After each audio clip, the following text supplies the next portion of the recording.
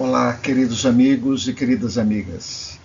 Sejam bem-vindos e bem-vindas às nossas reflexões éticas e espíritas sobre questões de O Livro dos Espíritos. Daremos sequência ao capítulo 2, que trata das provas da existência de Deus, abordando a questão 8. Nesta questão, Kardec rejeita a ideia de que a formação primária do universo seja fruto do acaso, afirmando que a ordem, a harmonia e os fins determinados revelam a ação de um poder inteligente. Ao destacar que o acaso é cego e não pode produzir efeitos inteligentes, o Espiritismo reforça uma visão de vida com sentido, direção e responsabilidade. Em síntese, podemos colocar que a questão 8 ensina que a vida não é fruto do acaso, mas expressão de uma ordem inteligente. No dia a dia, isso se traduz em viver com mais consciência, responsabilidade, esperança e compromisso com o próprio aperfeiçoamento moral. Esse princípio tem impacto direto no cotidiano, no nosso dia a dia, pois muda a nossa forma como interpretamos os acontecimentos e como nos posicionamos diante deles. Nessa questão 8, Kardec pergunta o seguinte: que pensar da opinião que atribui a formação primária a uma combinação fortuita da matéria, ou seja, ao acaso? O acaso será que poderá explicar tudo? A resposta é muito clara da espiritualidade. Outro absurdo. Que homem de bom senso pode considerar o acaso como um ser inteligente? É para se refletir sobre isso. E, além disso, o que é o acaso? Nada. Não temos explicação para o acaso. Depois que Kardec tece alguns comentários, ele diz o seguinte, que a harmonia que regula as forças do universo revela combinações e fins determinados. E, por isso mesmo, um poder inteligente. Atribuir a formação primária ao acaso seria uma falta de senso, porque o acaso é cego e não pode produzir efeitos inteligentes. Um acaso inteligente já não seria acaso. É para refletir, para se pensar, né? Então, a seguir, nós vamos destacar os principais aspectos éticos e valores morais espíritas que nós podemos extrair, refletindo sobre essas questões colocadas no Livro dos Espíritos. O primeiro deles é racionalidade e bom senso como virtudes morais. E temos como valor moral predominante o uso responsável da razão. Ao chamar de absurdo atribuir a origem ao acaso, o texto nos leva a refletir. Valoriza o discernimento e a lógica, combate explicações incoerentes, incentiva o pensamento crítico. Isso é muito próprio da doutrina espírita. Outro princípio importante que podemos tirar dessa questão: rejeição do acaso cego, afirmação de sentido e finalidade. As coisas não estão soltas, não é o acaso que domina. Então, daí nós podemos tirar um valor muito forte e muito útil para nós, que é o sentido da vida. Se o acaso é cego e nada, não pode produzir efeitos inteligentes. Logo, a vida não é aleatória. Há propósito e direção na vida. O sofrimento e as conquistas, as derrotas, os sucessos e a experiência têm função educativa. Daí podemos concluir, moralmente, isso fortalece a esperança, a perseverança e a responsabilidade perante a vida. Outro aspecto importante que podemos tirar dessa questão: reconhecimento de um poder inteligente, que é a base objetiva do bem, onde está Deus. Daí podemos extrair um valor ético, que é a referência moral superior. Nós temos uma referência superior, absoluta, que é Deus. Nós somos transitórios, nós somos relativos. Daí podemos concluir que a harmonia do universo indica um poder inteligente,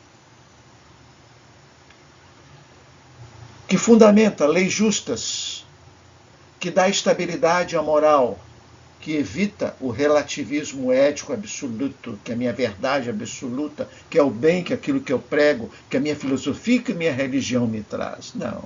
Tudo é relativo que vem do homem. Absoluto é para Deus. Nós já vimos isso na discussão do infinito, né, na questão 3. Daí podemos resumir que o bem não é convenção, tem fundamento nas leis divinas. O bem não é nada obrigatório, não é nada que vem do externo. É um fundamento das leis de Deus que estão na nossa consciência. Um quarto item importante que podemos extrair dessa questão, que é a responsabilidade pessoal diante da ordem universal. É só olhar para o universo, ver essa beleza infinita que temos perante nós, que somos nós perante isso. E daí podemos tirar um valor central, que é a lei de causa e efeito. Se a ordem em fins determinados, nós podemos concluir, primeiro, que nossos atos têm consequências. Segundo, que o progresso depende de escolhas, das nossas escolhas, do nosso exercício de livre-arbítrio. Terceiro, num álibi moral, que foi o acaso que aconteceu. Não, existe sempre uma causa, um motivo que levou a isso. Daí, a ética espírita promove a autorresponsabilidade. Nós temos de assumir que, de uma forma ou de outra, todos nós temos uma parte de responsabilidade por tudo aquilo que tem em nossa volta. Uma parte, às vezes, são responsabilidades de terceiros também. O quinto importante aspecto que nós destacamos aqui, porque tem vários, né, que é a disciplina do pensamento, que é algo subjetivo, mas que brota de nós, e da linguagem, é como expressamos isso, seja através do corpo, do olhar, né, da fala. Valor ético, clareza e rigor. Daí podemos concluir que, ao exigir precisão conceitual, temos o acaso e diferente da inteligência. Essa questão nos leva a refletirmos, primeiro, que ela nos educa a linguagem, evita confusões que geram erros morais, muito cuidado com isso, incentiva uma comunicação responsável por tudo aquilo que eu me expresso para o outro, para o mundo. Em vídeos como esses, nós temos uma responsabilidade enorme em colocarmos isso ao público, porque nós temos uma responsabilidade pessoal nisso. Nós estamos expressando, interpretando algo que nós julgamos o melhor, mas é muito pessoal isso. Isso tem uma responsabilidade, não só moral, mas também uma responsabilidade doutrinária, espírita, de saber o que nós estamos fazendo. E daí, é um princípio que nos ajuda muito também a conduzir os nossos estudos. Pensar bem ajuda a agir melhor. Então, podemos tirar uma síntese ética dessa questão 8, que, segundo o Espiritismo, essa questão nos ensina alguns aspectos importantes. Primeiro, que a vida não é fruto do acaso cego. Tudo é um acaso. Estamos aqui por acaso? Não. Segundo, a ordem revela inteligência e finalidade. Há algo por trás disso que nós não compreendemos ainda. Mas essas leis, essa regência de fórmulas matemáticas que provam, né, a segurança e a inteligência das leis que regem. Mas essas leis foram criadas, de onde vieram elas?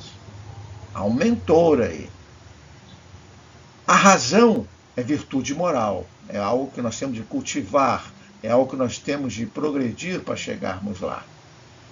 O bem tem fundamento objetivo, não é pieguice, não é peguismo religioso, não. O bem é digno do ser humano.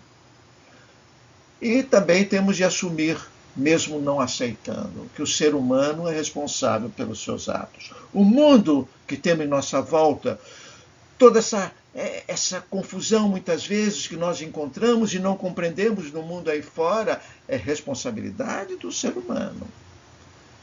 Finalmente, a humildade e coerência conduzem o progresso. Sem isso, nós vamos ficar na nossa bolha, sem progredirmos, sem rompermos as nossas verdades que nos aprisionam em nossa ignorância. Então, em termos morais, a lição central é clara. Viver eticamente, veja como é difícil, é reconhecer a ordem e inteligência do universo.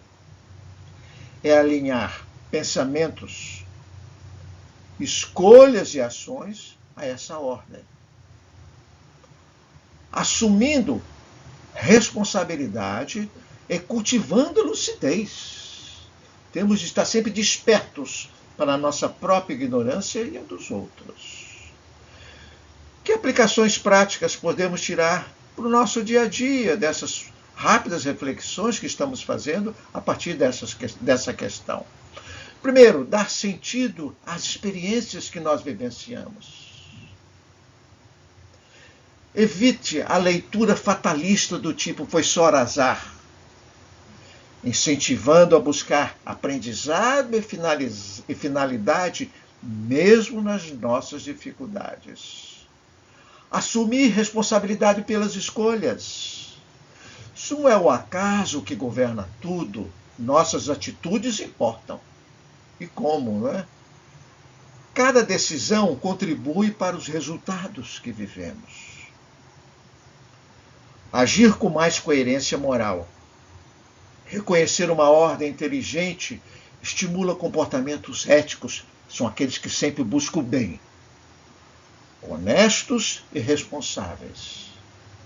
Mesmo quando ninguém está observando, é nós com a nossa própria consciência. Outro dado importante, manter esperança e perseverança no nosso dia a dia. A vida deixa de ser aleatória. Isso fortalece a confiança para seguir adiante, diante das provas, dos desafios e das dificuldades que ocorrem para todos que estão nesse mundo. Finalmente, pensar com bom senso e discernimento. Saber escolher, saber julgar. Então, esta questão 8 convida a evitar explicações simplistas e a cultivar raciocínio claro, equilibrando a fé e a razão, que é construída através do conhecimento e da sabedoria, e saber viver. Essas são as pequenas reflexões humildes que nós temos para contribuir. Esperamos que vocês tenham gostado e contamos na próxima questão. Até lá!